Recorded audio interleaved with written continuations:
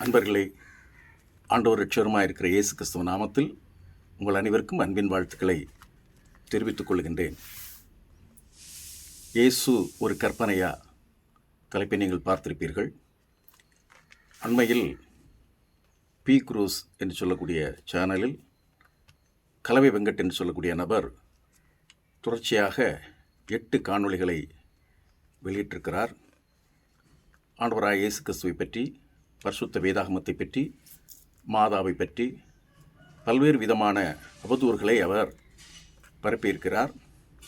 குறிப்பாக 3வது எபிசோடில் இயேசு ஒரு கற்பனையா என்கிறதான தலைப்பில் அவர்கள் உரையாடி இருக்கின்றார்கள். நாம் மற்றவர்கள் நம் மீது வைக்கக்கூடிய விமர்சனங்களுக்கு, நம் மீது எழுப்பக்கூடிய சந்தேக கேள்விகளுக்கு சாந்தத்தோடும் தாழ்மையோடும் வணக்கத்தோடும் பதில் சொல்ல வேண்டும் என்று பரிசுத்த வேதாகமம் நமக்கு கற்றுத் தந்திருக்கின்றது. அந்த வகையில் ஆண்டவராய் இயேசு கிறிஸ்து ஒரு கற்பனை பாத்திரமா, புராண இதிகாச நாயகர்களைப் போல ஆண்டவராய் இயேசு கிறிஸ்துவும் வரலாற்றில் வாழவில்லையா என்று தொடர்ச்சியாக சில பதிவுகள் மூலமாக நாம் கற்றுக்கொள்ள இருக்கின்றோம். உண்மையாகவே நாம் பார்த்தோம் என்று சொன்னால், இயேசு கற்பனைவாதம் அல்லது ஜீசஸ் மித் தியரி என்று சொல்லக்கூடிய இந்த தியரி சமீப நாட்களில் உருவான ஒரு தியரியாக காணப்படுகின்றது. குறிப்பாக கடந்த 18 நூற்றாண்டுகளாக எந்த விதமான கேள்விகளோ சந்தேகங்களோ ஆண்டவராய் இயேசு கிறிஸ்துவுடைய வரலாற்றை பற்றி எழும்பவில்லை. ஆனால் 18ஆம் நூற்றாண்டினுடைய பிற்பகுதியிலிருந்து இது குறித்ததான சந்தேகங்கள் எழுப்பப்பட்டன. தொடர்ச்சியாக இதை குறித்ததான சந்தேகங்கள் எழுப்பப்பட்ட போதிலும் அதற்குரிய பதில்களும் அதற்குரிய கண்டனங்களும் எழுந்த வண்ணமாகவே இருந்தன. இயேசு கிறிஸ்து ஒரு கற்பனை பாத்திரம், ஒரு காவிய நாயகன், அவர் வரலாற்றில் வாழவில்லை என்பது போன்ற சிந்தனைகளோ எண்ணங்களோ 18 நூற்றாண்டுகள் வரையிலும் இல்லாமல் இருந்தது. பரிசுத்த வேதாகமத்தின் புதிய ஏற்பாட்டு செய்திகள் அனைத்தும் உண்மையானது என பல்வேறு முறை நிரூபிக்கப்பட்ட போதிலும் கூட நாத்திகர்கள், அதிலும் குறிப்பாக சொல்ல போனால் கிறிஸ்தவ நாத்திகர்கள் என்ற வகையில் இருக்கக்கூடிய சந்தேகவாதிகள் இது போன்ற கேள்விகளை அவர்கள் எழுப்புகின்றனர். சாத்தானினுடைய ஒரு பிரதானமான தந்திரம் என்னவென்று சொன்னால், சந்தேகத்தை கிளப்பி விடுவது. உண்மையாகவே ஒரு நிரூபிக்கப்பட்ட உண்மை இருக்கின்றது. அந்த நிரூபிக்கப்பட்ட உண்மைக்கு எதிராக பல்வேறு கோணங்களிலிருந்து சந்தேக கணைகளை தொகுத்து விடுவது. அதற்கென்று சாத்தான் ஆதி முதலே பல நபர்களை பயன்படுத்தி இருக்கின்றான். அந்த வகையில் இப்பொழுது 18வது நூற்றாண்டுடைய பிற்பகுதியில் வந்த ஒரு வாதம்தான் ஆண்டவராகிய இயேசு கிறிஸ்து ஒரு கற்பனை பாத்திரம் என்பதாக.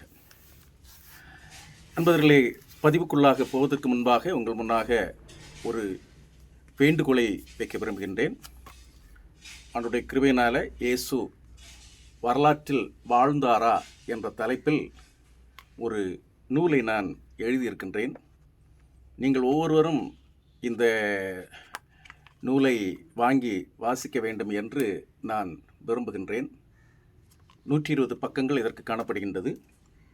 என்னுடைய விலை 120 ரூபாய். நீங்கள் கூரியரில் பெற வேண்டுமென்றால் 150 செலுத்தி இதை நீங்கள் வாங்கி வாசிக்க வேண்டும்.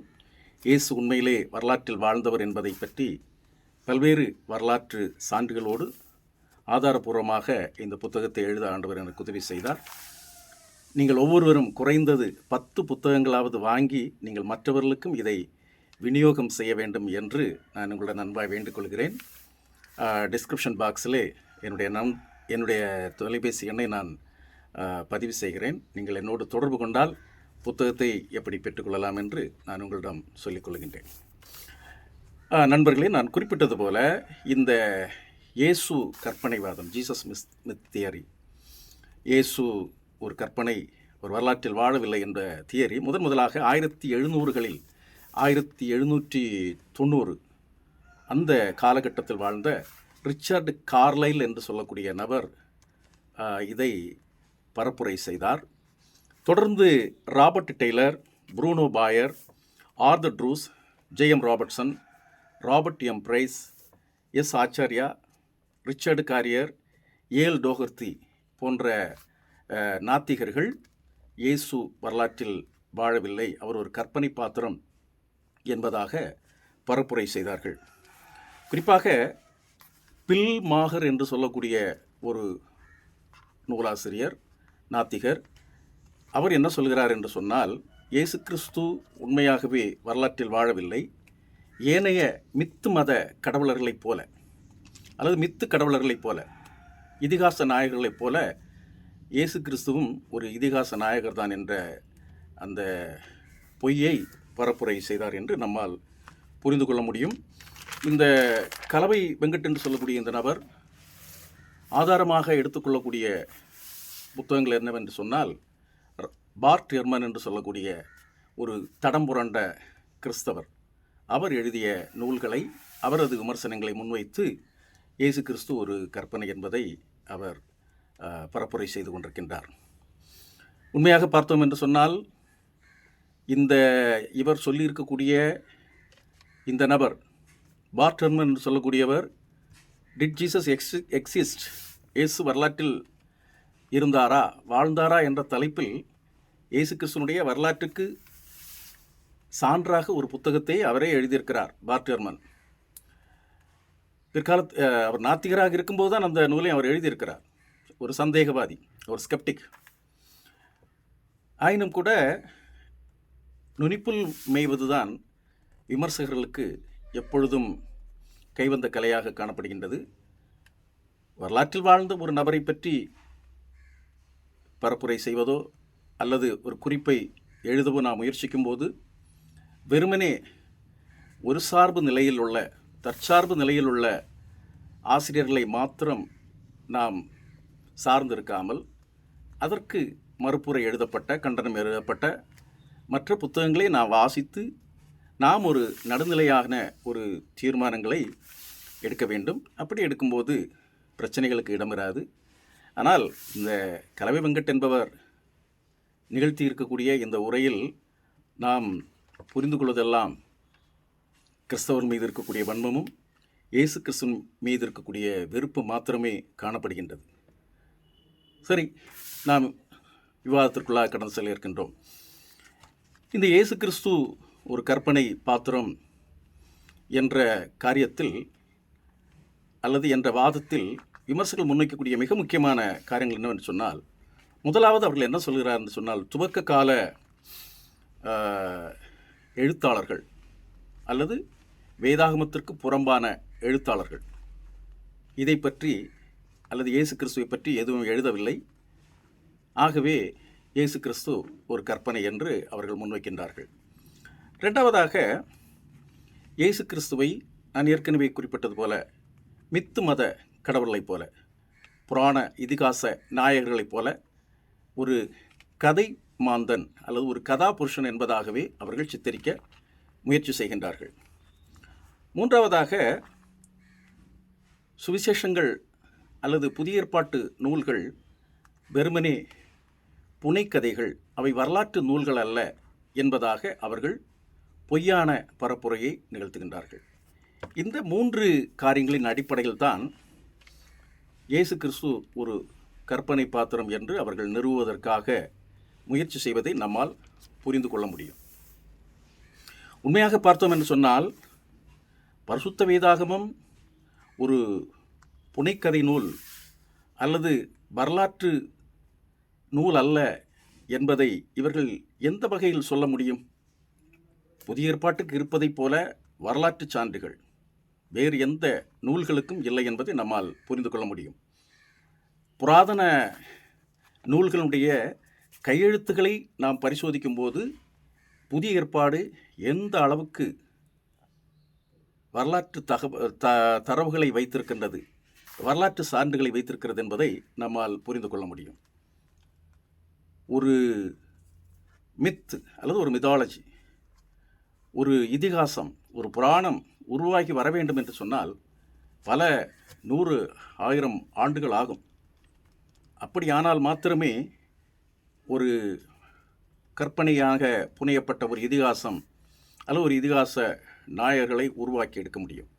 ஆனால் ஆண்டவராய் இயேசு கிறிஸ்துவை பற்றி, அவருடைய வாழ்வை பற்றி, ஊழியத்தை பற்றி, அவர் அடைந்த பாடுகளை பற்றி, மரணத்தை பற்றி, உயிர்த்தெழுதல் மற்றும் பரமேறுதல் பற்றி சொல்லப்படக்கூடிய நற்செய்தி நூல்கள் அப்படிப்பட்ட எந்த நீண்ட கால அளவையும் கொண்டிருக்கவில்லை. இயேசு கிறிஸ்து வாழ்ந்த அந்த காலகட்டத்திலேயே ஆண்டவராய் இயேசு கிறிஸ்துவை பற்றியதான செய்திகள் பரப்புரை செய்யப்பட்டது என்பதை நம்மால் புரிந்து கொள்ள முடியும். சில குறிப்புகளை நான் அதற்காக அல்லது புராதன கையெழுத்து பிரதிகளை நாம் ஆராய்ச்சிக்காக நாம் எடுத்துக்கொள்ளப்படுகின்றோம். லுக்ரேட்டியஸ் என்று சொல்லக்கூடிய ஒரு நபர், அவருடைய வாழ்வுக்கும் எழுத்துக்களுக்கும் 1100 வருட இடைவெளி காணப்படுகின்றது. அதாவது இந்த லுக்ரேட்டியஸ் பற்றியதான குறிப்பை நாம் புரிந்து கொள்ள வேண்டும் என்று சொன்னால், அவர் இறந்த பின்பு 1100 ஆண்டுகளுக்கு பின்னர் தான் முதலாவது கையெழுத்து பிரதி கண்டுபிடிக்கப்பட்டிருக்கின்றது. பிளினி என்று சொல்லக்கூடிய தத்துவவியலாளர், அவருடைய எழுத்துக்களை நாம் பார்த்தோம் என்று சொன்னால், கிபி 61 அல்லது 113, அந்த 61 முதல் 113 ஆண்டு காலம் வரை வாழ்ந்தவர். இவருடைய முதல் கையெழுத்து நகல் எப்பொழுது கிடைக்கிறது என்று சொன்னால், கிபி 850 ஆண்டில் கிடைக்கிறது. சுமார் 750 ஆண்டு கால இடைவெளி இவருடைய வாழ்வுக்கும், முதலாவது இவரை பற்றி அல்லது இவர் எழுதிய நூல்களை பற்றிய உள்ள பதிவுக்கும் காணப்படுகின்றது. 850 ஆண்டு கால இடைவெளி. பிளேட்டோ நமக்கு எல்லாருக்கும் தெரியும். சாக்ரட்டிஸ் என்று சொல்லக்கூடிய அந்த தத்துவவியலாளரை பற்றி நாம் அறிந்து கொள்ள சாக்ரட்டிஸ் எந்த நூலையும் எழுதவில்லை. அவரை பற்றிய நூல்களை அல்லது அவருடைய தத்துவங்களை நாம் அறிய வேண்டும் என்று சொன்னால் பிளேட்டோவினுடைய நூல்கள் மூலமாகத்தான் நாம் அறிந்து கொள்ள முடிகின்றது. பிளேட்டோ கிமு 427 முதல் 347 ஆண்டுகள் வரை வாழ்ந்திருக்கின்றார். இந்த பிளேட்டோவினுடைய எழுத்துக்களுடைய முதல் கையெழுத்து நகல் எப்பொழுது கிடைக்கிறது என்று சொன்னால், கிறிஸ்துவுக்கு பின் 900ஆவது ஆண்டில் கிடைக்கின்றது. அதாவது சுமார் 1200 ஆண்டு கால இடைவெளி விட்டுதான் இந்த முதல் கையெழுத்து நகல் நமக்கு கிடைக்கிறது என்பதை நாம் புரிந்து கொள்ள வேண்டும். இவர்களுடைய நகல்கள் பல்வேறு கால இடைவெளிக்கு பின்பு நமக்கு கிடைத்தாலும் இவர்கள் எழுதியது உண்மை, இதில் எந்த இடைச்சல்களும் இல்லை, இதில் கற்பனையாக எதுவும் புகுத்தப்படவில்லை என்பதை இன்றிருக்கக்கூடிய மற்ற எழுத்தாளர்கள், வரலாற்று ஆய்வாளர்கள் அதை ஏற்றுக்கொள்கின்றார்கள். ஆனால் ஆண்டவராய் இயேசு கிறிஸ்துவை பற்றிய காரியத்தில் வரும்போது மாத்திரம் எல்லாரும் அல்ல, இவர்களைப் போன்ற தடம் புரண்ட இந்த நாத்திகர்கள் மற்றும் மத துவேஷத்தை பரப்புகிறவர்கள் அல்லது கடவுள் மறுப்பாளர்கள் இது போன்ற கருத்துரைகளை பதிவு செய்கிறார்கள். இன்னும் தீரவில்லை. வரலாற்றின் தந்தை என்று அறியப்படக்கூடிய ஹெரோடோட்டஸ் மிக முக்கியமான ஒரு நபர். கிமு 480 முதல் 425 அந்த ஆண்டு காலங்களில் வாழ்கின்றார். கிமுவில் வாழ்ந்த இவருடைய நூல்கள் அல்லது இவருடைய கையெழுத்து பிரதி இவர் வாழ்ந்த அடுத்த நூற்றாண்டில் கிடைக்கவில்லை, அதனுடைய அடுத்த நூற்றாண்டில் கிடைக்கவில்லை, அடுத்த அடுத்த அடுத்த அடுத்த அடுத்த நூற்றாண்டிலும் கிடைக்கவில்லை.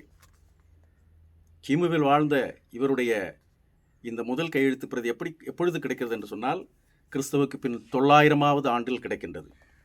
சுமார் 1300 ஆண்டு கால இடைவெளி இவருடைய எழுத்துக்கும் இந்த முதல் கையெழுத்து பிரதிக்கும் நடுவில் காணப்படுகின்றது.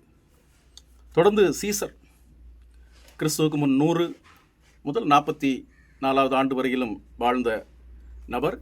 இவரை பற்றிய வரலாறு கிபி 900 கிடைக்கின்றது. 1000 ஆண்டு கால இடைவெளி காணப்படுகின்றது. இதே போலதான் தத்துவஞானி அரிஸ்டாட்டில், அவரும் கிபி 384 முதல் கிமு 322 வரை வாழ்ந்தவர். இவருடைய முதல் கையெழுத்து பிரதி எப்பொழுது கிடைக்கிறது என்று சொன்னால், கிபி 1100 கிடைக்கின்றது. 1400 ஆண்டு கால இடைவெளி அரிஸ்டாட்டினுடைய எழுத்துக்கும் வாழ்வுக்கும் நடுவில் காணப்படுகின்றது. இவைகள் எல்லாவற்றையும் நம்புகிறார்கள், வரலாற்று ஆய்வாளர்கள் நம்புகிறார்கள், நாமும் நம்புகின்றோம். மிக முக்கியமாக நாம் சொல்லக்கூடிய கோமர் எழுதிய இலியட் என்று சொல்லக்கூடிய அந்த காவியத்தினுடைய கால இடைவெளி எவ்வளவு காலம் என்று சொன்னால் சுமார் 500 ஆண்டு காலம். அன்பர்களே, மிக முக்கியமாக இவர்கள் முன்வைக்கக்கூடிய புத்தர் என்று சொல்லக்கூடிய நபரை நாம் அவருடைய வாழ்வை பற்றி எழுதிய கையெழுத்து பிரதிகளில் எப்போது கிடைத்தது என்று சொன்னால் சுமார் பிசி 67 கிமு 6வது நூற்றாண்டில் வாழ்ந்த இவருடைய முதல் கையெழுத்து பிரதி எப்போது கிடைக்கிறது என்று சொன்னால் கிபி 2வது நூற்றாண்டில் கிடைக்கின்றது. இவ்வளவு கால இடைவெளி இவருக்கு காணப்படுகின்றது. இவர்கள் எல்லாம் உண்மையிலேயே வரலாற்றில் வாழ்ந்தவர்கள். இவருடைய வாழ்வு உண்மையானது என்று சொல்லி இவர்கள் எல்லாரும் ஏற்றுக்கொள்கின்றார்கள். ஆனால் நம்முடைய ஆண்டவராகிய இயேசு கிறிஸ்து எந்த விதமான இது போன்ற நூற்றாண்டுகள் இடைவெளியே இல்லாமல் மிக சொற்பமான காலகட்டத்திலேயே ஆண்டவராகிய இயேசு கிறிஸ்துவை பற்றிய வரலாறு பதிவு செய்யப்பட்டது. மிக குறிப்பாக நாம் பார்த்தோம் என்று சொன்னால் நம்முடைய ஆண்டவராகிய இயேசு கிறிஸ்துவனுடைய வரலாற்றினுடைய முதல் பரப்புரை 2 மாதங்களுக்குள்ளாகவே நிகழ்த்தப்பட்டது. தெளிவாக சொல்லப்போனால் 53வது நாள் ஆண்டவராகிய இயேசு கிறிஸ்துவனுடைய இந்த வரலாறு அல்லது இவர் வாழ்ந்தார் என்பதை பற்றிய செய்தி பொதுமக்கள் மத்தியிலே பரப்புரை செய்யப்பட்டது. கிறிஸ்துவனுடைய முதல் பிரசங்கம் நிகழ்ந்தது அப்போஸ்தலர் நடபடிகள் 2வது அதிகாரத்தில் சொல்லப்படுகிறது. பெந்தேகோஸ்தே என்ற அந்த 50வது நாள்.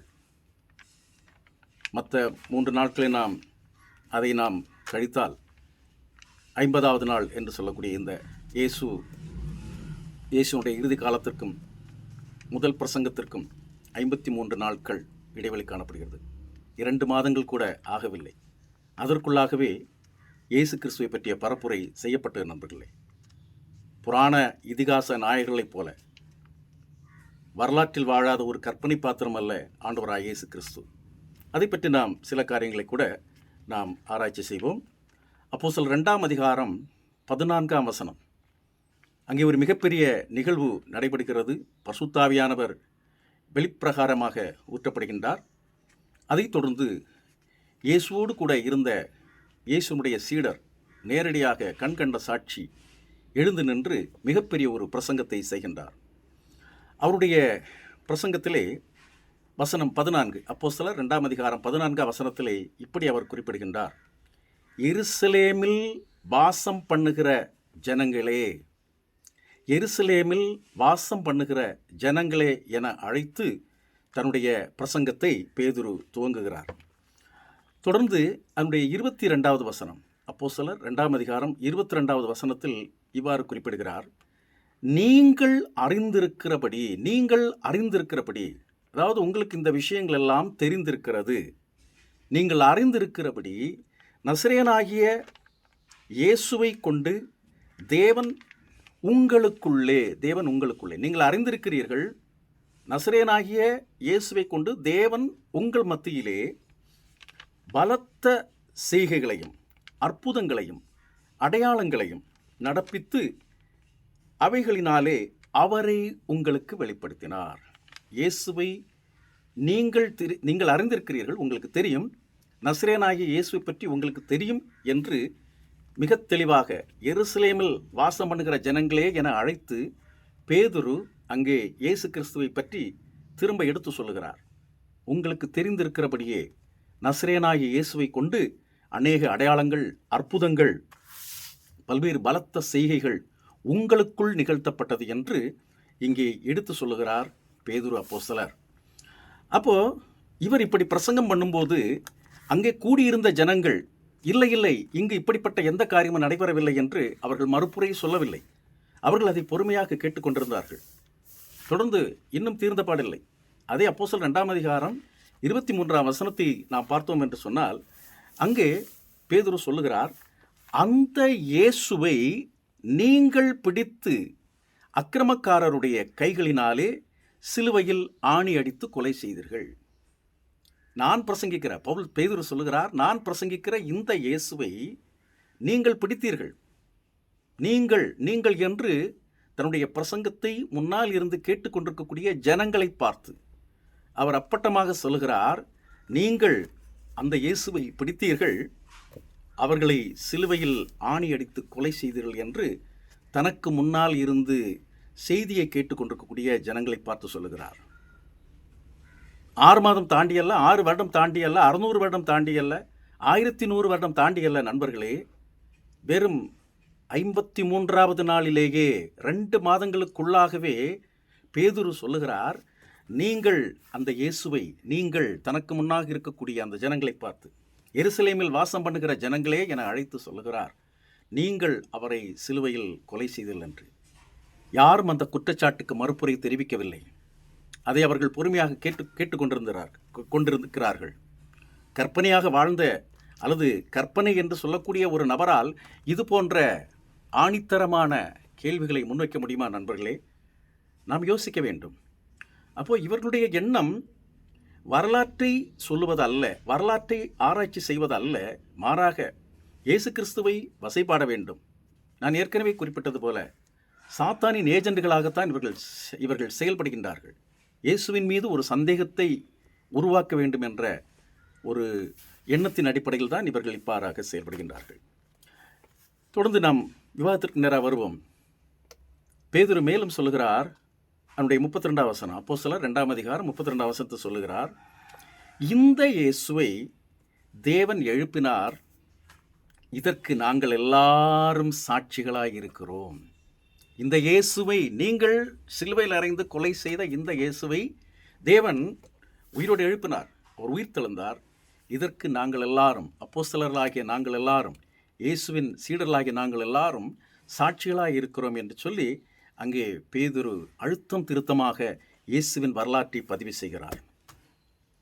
அப்போஸ்தலர் 2ஆம் அதிகாரம் 35ஆம் வசனத்தில் அவர் மிக தெளிவாக இயேசு கிறிஸ்துவனுடைய வரலாற்றை எப்படி பதிவு செய்கிறார் பாருங்கள். நீங்கள் சிலுவையில் அறைந்த இந்த இயேசுவை தேவன் ஆண்டவரும் கிறிஸ்துவுமாக்கினார் என்று இஸ்ரவேல் குடும்பத்தார் யாவரும் நிச்சயமாய் அறிய கடவர்கள் என்று அங்கே பதிவு செய்கிறார். எனக்கு அன்பான ஆண்டவருடைய பிள்ளைகளை, எவ்வளவு அழுத்தமான ஒரு அறிக்கை, எவ்வளவு அழுத்தமான ஒரு சாட்சி, எவ்வளவு அழுத்தமான ஒரு வரலாற்று பதிவு இங்கே சொல்லப்படுகின்றது. நீங்கள் என்று முன்னால் நிற்கக்கூடிய ஜனங்களை பார்த்து சுட்டிக்காட்டி சொல்லுகிறார், நீங்கள் சிலுவையில் அறைந்த இயேசு. அவர்கள் யாரும் சொல்லவில்லை, நாங்கள் இவரை சிலுவையில் அறையவில்லை, இயேசு என்ற நபர் வாழவில்லை, இயேசு என்ற நபரை கற்பனையாக நீங்கள் வந்து சொல்கிறீர்கள், அவர் ஒரு புனைக்கதை நாயகன் என்று யாரும் அங்கே பேதுருவுக்கு எதிராக எழுந்து குரல் எழுப்பவில்லை. அவர்கள் அத்தனை பேரும் அவர்கள் கேட்டுக்கொண்டே இருந்தார்கள். ஒருவேளை இயேசு கிறிஸ்து உயிருடன் வரலாற்றில் வாழாமல் இருந்திருந்தார் என்று சொன்னால், இந்த பிரசங்கத்தை கேட்ட அந்த யூத ஜனங்கள், ஏன்னா அழுத்தமாக சொல்கிறார், எருசலேமில் வாசம் பண்ணுகிற ஜனங்களே என்று பார்த்து அப்படியே அங்கே இருக்கக்கூடிய நபர்களை பார்த்து சொல்கிறார். எருசலேமை சுற்றி நடந்த சம்பவங்களை அவர்கள் எடுத்து சொல்லும்போது அங்கே இருக்கக்கூடிய ஜனங்கள் அதற்கெல்லாம் சாட்சிகளாக இருந்தார்கள். அவர்கள் யாரும் மறுப்பு சொல்லவில்லை. இந்த இயேசு கிறிஸ்துவனுடைய மரணத்துக்கு காரணமானவர்கள் அங்கே நிற்கின்றார்கள். இயேசுவுக்கு எதிராக சதி ஆலோசனை பண்ணினவர்கள் அங்கே இப்பொழுதும் வாழ்ந்து கொண்டிருக்கின்றார்கள். இயேசுவுக்கு எதிராக செயல்பட்டதான ஆசாரியர்கள், பிரதான ஆசாரியர்கள், அன்னா, காய்பா போன்ற வகையராக்கள் இப்பொழுதும் உயிருடனே காணப்படுகின்றார்கள். இயேசு உயிர்த்தெழுந்து விண்ணகம் சென்று வெறும் 53 நாட்கள் தான் ஆகிறது நண்பர்களே. நீங்கள் மிகவும் தெளிவாக நீங்கள் இதை புரிந்து கொள்ள வேண்டும். எப்படி கிறிஸ்தவத்தை அழிக்கலாம், கிறிஸ்துவை சேதப்படுத்தலாம் என்று சதிகாரர்கள் இப்பொழுதும் சதி செய்கிறார்கள் என்பதை நாம் புரிந்து கொள்ள வேண்டும். உண்மைக்கு மாறான செய்திகள் இவைகள். அப்புறம் நீங்கள் பார்த்தீர்கள் என்று சொன்னால், அங்கே செயல்பட்டதான ஆட்சியாளர்கள் அங்கே காணப்படுகிறார்கள். அன்னா, காய்பா, பிலாத்து போன்றவர்கள் எல்லாம் இப்பொழுதும் உயிருடன் தான் இருக்கின்றார்கள். இவர்களோடு கூட இணைந்து செயல்பட்ட இயேசு கிறிஸ்துவை அடித்து நொறுக்கி காயப்படுத்திய, அவரை சிலுவையில் அறைந்த போர் வீரர்கள் இப்பொழுதும் காணப்படுகின்றார்கள். பவுலடியார் பேதுரு ஆகவே தான் மிக தெளிவாக சொல்கிறார், நீங்கள் சிலுவையில் அறைந்த இயேசுவை, நீங்கள் அவர்களை அக்கிரமக்காரர்கள் மூலமாக சிலுவையில் அறைந்து கொலை செய்தல் என்று சொல்லி வரலாற்றை மீண்டும் அவர் பதிவு செய்கின்றார். இவர்கள் அத்தனை பேரும் அங்கே காணப்படுகின்றார்கள்.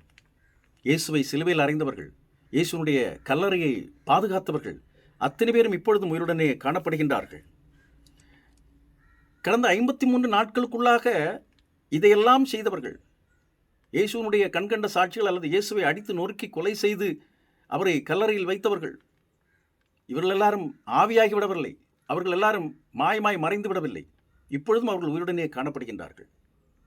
53 நாட்களுக்குள்ளாகவே பதிவு செய்யப்பட்ட வரலாறு ஆண்டவராகிய இயேசு கிறிஸ்துவினுடைய வரலாறு. மற்ற புராணங்களை, மற்ற இதிகாசங்களை அல்லது வரலாற்று நாயகர்கள் என்று சொல்லப்பட்ட மற்றவர்களுடைய அந்த காரியங்கள் எல்லாம் பல்வேறு நூற்றாண்டுகளை தாண்டி அவைகள் பதிவு செய்யப்பட்டிருக்கின்றன. அவைகளை நாம் உண்மையாக நம்புகின்றோம். ஆனால் நற்செய்தி நாம் உண்மையாக நம்ப மாட்டோம் என்று சொன்னால் நம்மை போல வடிகட்டின முட்டாள்கள் வேறு யாரும் இல்லை. இதற்கு பெயர்தான் வரலாற்று திரிபுவாதம் என்று சொல்லப்படுகிறது. வரலாற்றை திரித்து பேசுவதன் மூலம் உண்மையை மறைக்கலாம் என்று நாம் ஒருபோதும் நம்பிவிட வேண்டாம் நண்பர்களே. யாராலும் அதை செய்ய முடியாது. ஏனென்றால் வரலாறு இப்பொழுதும் வரலாறாகவே காணப்படுகின்றன. எனக்கு அன்பான ஆண்டவருடைய பிள்ளைகளே, முதல் பிரசங்கமாக செய்யப்பட்ட ஆண்டவராகிய இயேசு கிறிஸ்துவினுடைய வரலாறு தொடர்ச்சியாக அது பரப்புரை செய்யப்பட்டு கொண்டே இருக்கிறது. வாய்வழி செய்தியாக அது பரப்புரை செய்துபட்டு கொண்டே இருந்தது. சீடர்கள் அனைவரும் 53வது நாள் துவங்கியதான சுவிசேஷ வேலையை, நற்செய்தி பணியை அவர்கள் தொடர்ச்சியாக அதே எருசலேமிலே சுற்றிலும் அவர்கள் செய்து கொண்டே இருக்கின்றார்கள். பசுத்தாவின் இடத்தில் வரும்போது, நீங்கள் எருசலேமிலும் யூதேயாவிலும் சமரியாவிலும் உலகம் முழுவதும் நீங்கள் எனக்கு சாட்சிகள் ஆவீர்கள் என்று சொல்லக்கூடிய அந்த இயேசுவை பற்றிய சாட்சி, இயேசுவை பற்றிய பரப்புரை தொடர்ந்து நிகழ்ந்து கொண்டே இருக்கின்றது. இதனுடைய அடிப்படையில் உருவாக்கப்பட்டதுதான் அல்லது எழுதப்பட்டதுதான் நற்செய்தி நூல்கள் என்று சொல்லக்கூடிய சுவிசேஷங்கள். 4 நற்செய்தி நூல்களை புதிய ஏற்பாடு நமக்கு தருகின்றது. மத்தேயு, மார்க்கு, லூக்கா, யோவான் என்று சொல்லக்கூடிய நற்செய்தி நூல்கள். இந்த நற்செய்தி நூல்கள் நம்முடைய ஆண்டவராகிய இயேசு கிறிஸ்துவை பற்றியதான செய்திகளை அல்லது வரலாற்று செய்திகளை அவைகள் பதிவு செய்கின்றன. மிக முக்கியமான சான்றுகளாக இவைகள் காணப்படுகின்றன. இந்த நற்செய்தி நூல்களும் 100 ஆண்டுகளை தாண்டி ஒன்றும் எழுதப்படவில்லை நண்பர்களே. சில ஆண்டுகளுக்கு முன்பாக இயேசு கிறிஸ்து மரித்து அடக்கம் பண்ணப்பட்டு உயிர்த்தெழுந்து விண்ணகம் சென்ற 30 முதல் 40 குறிப்பானால் ஒரு 50 ஆண்டுகளுக்குள்ளாகவே இந்த செய்திகள் எல்லாம் அல்லது இந்த நற்செய்தி நூல்கள் எழுதப்பட்டிருக்கின்றன. சிலர் சொல்லுகின்றார்கள் மார்க்கு நற்செய்தி முதலில் எழுதப்பட்டதென. இல்லை, மத்தேயு நற்செய்தி கிபி 40லேயே எழுதப்பட்டு விட்டது என்று சொல்லி சிலர் வாதிடுகின்றார்கள். பொதுவாக அனைத்து வேத பண்டிதர்களும் அங்கீகரிக்கக்கூடிய காரியம் என்னவென்று சொன்னால், மத்தேயு நற்செய்தி நூல் முதலாவது எழுதப்பட்டது. மார்க்கு நற்செய்தி நூல் முதலாவது எழுதப்பட்டது. மார்க்கு நற்செய்தி முதலாவது எழுதப்பட்டது கிபி 60 முதல் 70க்குள்ளாக இந்த நற்செய்தி எழுதப்பட்டிருக்கலாம் என்று சிலர் சொல்கின்றார்கள். மத்தேயு நற்செய்தி நூல் அதே போல 65 முதல் 70க்குள்ளாக, லூக்காவும் அதே போல 65 முதல் 70க்குள்ளாக, கடைசியாக நமக்கு கிடைத்திருக்கக்கூடிய யோவான் நற்செய்தி 75வது ஆண்டு முதல் 90-95வது ஆண்டுகளுக்குள்ளாக. இப்படி 30-40 ஆண்டுகள் முதல் ஒரு நூற்றாண்டுக்குள்ளாகவே அல்லது 100 ஆண்டுகளுக்குள்ளாகவே எழுதப்பட்ட நற்செய்தி நூல்களை கற்பனையானவை, வரலாற்று குறிப்புகள் இல்லை என்று சொல்லும்போது, சாதாரணமான ஒரு அறிவிருக்கிற நபர், வரலாற்றை பற்றிய புரிதல் இருக்கிற ஒரு நபர் அவரை பார்த்து பைத்தியம் என்று தான் சொல்வார்கள். அவர்களை நாம் வரலாற்று மாணவர்களாக ஏற்றுக்கொள்ள முடியாது. இவர் சொல்லக்கூடிய பல்வேறு பண்டிதர்கள், வல்லுநர்கள் என்றெல்லாம் குறிப்பிடக்கூடிய நபர்கள் முன்வைக்கக்கூடிய வாதங்களை எல்லாம் நாம் இப்போ கேட்கும்போது சிரிப்பு தான் கடந்து வருகின்றது. சிரிப்பு வருகின்றது, உண்மையாகவே சிரிப்பு வருகின்றது. வேதாமத்தை பற்றி நாம் பார்த்தோம் என்று சொன்னால், பரிசுத்த வேதாகமம் இன்றும் அது உண்மையான வரலாற்று தன்மைகளை கொண்டுள்ளதாக காணப்படுகின்றது. வரலாற்றில் பதிவு செய்யப்பட்டிருக்கூடிய நம்முடைய ஆண்டவராகிய இயேசு கிறிஸ்து 18ஆம் நூற்றாண்டு வரை அத்தனை பேரும் நம்பினார்கள். 18ஆம் நூற்றாண்டுக்கு பின்பு மிக சிறுபான்மையான சில பண்டிதர்கள் என்று தங்களை சுயமாய் அழைத்துக் கொள்ளக்கூடிய நபர்கள் ஆண்டவராகிய இயேசு கிறிஸ்துவை கொச்சைப்படுத்த வேண்டும், வசைபாட வேண்டும், கிறிஸ்துவத்தை விமர்சிக்க வேண்டும் என்கிறதான நோக்கில் எழுதப்பட்டதுதான் அல்லது புனையப்பட்டதுதான் இந்த இயேசு ஒரு கற்பனை என்று சொல்லக்கூடிய இந்த வாதம் ஒருபோதும் நிலைநிற்காது.